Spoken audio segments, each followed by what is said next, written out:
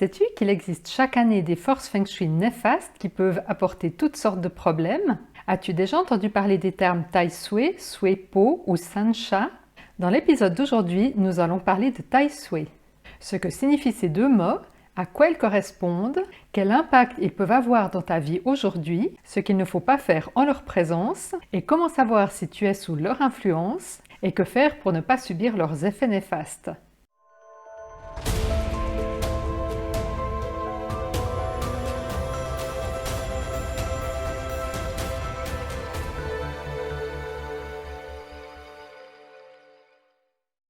Bienvenue à la chaîne YouTube Institut Suisse de Feng Shui, la référence francophone pour le Feng Shui traditionnel. Je suis Florence Jacquier, médecin et fondatrice de l'Institut Suisse de Feng Shui.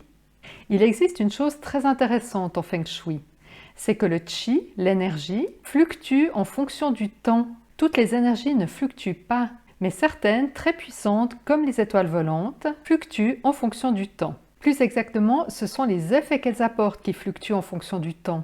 Par exemple, l'étoile volante 8 entre 2004 et 2024 apporte la richesse et la réussite dans tous les domaines. Mais à partir de 2024 et jusqu'en 2044, elle apportera les effets « blesse le jeune enfant ».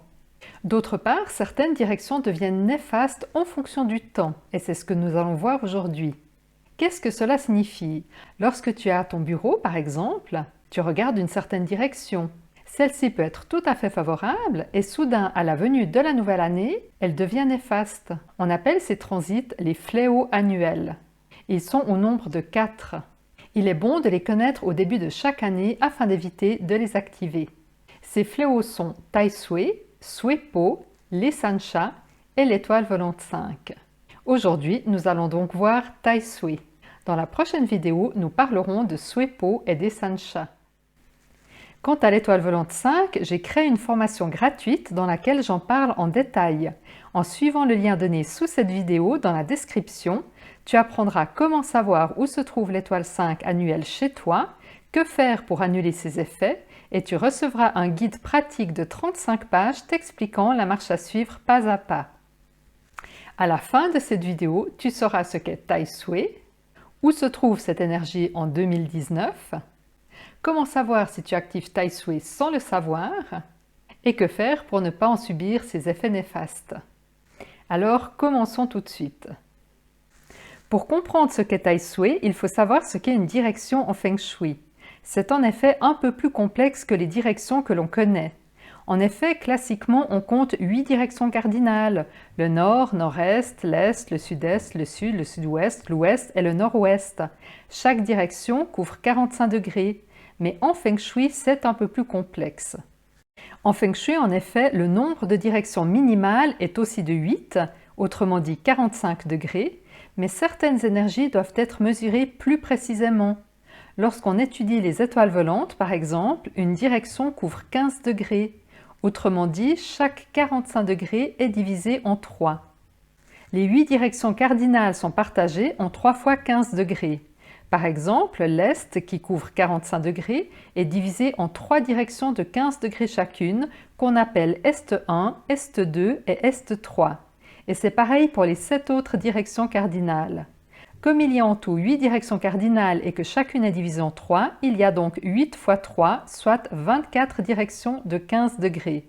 Si je t'en parle, c'est que Tai Sui et Sui Po représentent justement 15 de ces degrés. Tu vois ici 12 tranches de 15 degrés chacune. Chaque tranche représente ce qu'on appelle une branche. Et en Feng Shui, chaque branche représente un animal. Il y a donc 12 animaux qui ont chacun une position fixe. Le rat est l'animal représenté par les 15 degrés du centre du nord. En Feng Shui, on appelle ces 15 degrés Zi. Le bœuf est l'animal qui couvre les 15 premiers degrés du nord-est, soit nord-est 1, que l'on nomme Chou. Le tigre est quant à lui l'animal représentant la direction nord-est 3, on le nomme Yin. Et en dernier exemple, le lapin, que l'on trouve aussi représenté par un chat et qui se trouve en direction des 15 degrés du centre de l'est et que l'on nomme Mao. Maintenant que tu as compris le principe, il faut savoir que chaque année est représentée par un animal. 2019 est l'année du cochon. Comme tu viens de le découvrir, un animal couvre 15 degrés. Le cochon représente les 15 derniers degrés du nord-ouest, autrement dit la direction qui va de 322,5 degrés à 337,5 degrés. Maintenant que tu sais cela, tu connais alors Tai Sui. Car Tai Sui signifie divinité de l'année. Tu la trouves aussi dans la littérature sous le nom de grand-duc. Cette divinité est toujours représentée par l'animal de l'année. Cela signifie qu'en 2019, Tai Sui représente le nord-ouest 3, autrement dit la direction qui va de 322,5 degrés à 337,5 degrés. Alors, à quoi faut-il faire attention? Le plus important est de ne pas faire face à Tai Sui. Cela signifie que tu ne devras pas regarder Tai Sui quand tu manges, quand tu travailles ou quand tu es sur ton canapé. C'est la direction vers laquelle tu regardes qui est importante. Pour prendre la mesure, tiens-toi debout derrière ta chaise, la boussole à hauteur de taille, et lis la direction qui est devant toi. Si tu t'aperçois que tu es pile dans la direction de nord-ouest 3, alors décale simplement ton bureau de quelques degrés vers la droite ou vers la gauche. Pratique de la même manière pour ton canapé et ta table à manger. Offenser et déranger Tai Sui peut se manifester de différentes manières. Maladie, perte d'argent, un accident, des obstacles de toutes sortes. Par contre, les désagréments ne durent que le temps de l'offense. Mais il vaut mieux prévenir que guérir et donc prendre les devants. En conclusion, en 2019, tu veilleras à ne pas diriger ton canapé, ton bureau, ta table de salle à manger vers la direction nord-ouest 3. Dans ma pratique, lorsque je fais une consultation Feng Shui, je regarde toujours où se situe Tai Sui et veille à ce que le client n'y fasse pas face durant l'année en question. Si par exemple une cliente me demande d'activer la richesse et que le nord-ouest 3 est une excellente direction pour cela, je vais lui dire dans mon rapport de consultation d'attendre 2020 pour se diriger vers nord-ouest 3 afin de ne pas déranger Tai Sui. C'est très important d'y penser. Et enfin, dernière astuce, l'année commence en Feng Shui le 4 février, du moins en ce qui concerne Tai Sui et Sui Po.